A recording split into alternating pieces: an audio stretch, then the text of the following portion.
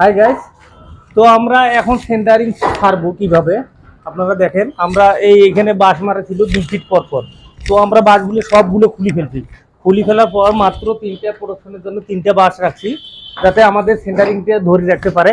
এখন আমরা সেন্টারিংটা ফেলাবো কিভাবে, এই যে আমরা বাঁশের মধ্যে দড়ি লাগাচ্ছি আর যে ডাং দেবো, দড়ি লাগাচ্ছি। এখন দড়ি লেগে আমরা টানবো। এখন দেখেন সেন্টারিংটা কিভাবে পড়ে, তো দেখেন। হ্যাঁ আকাশ, দেখাও। 1 2 3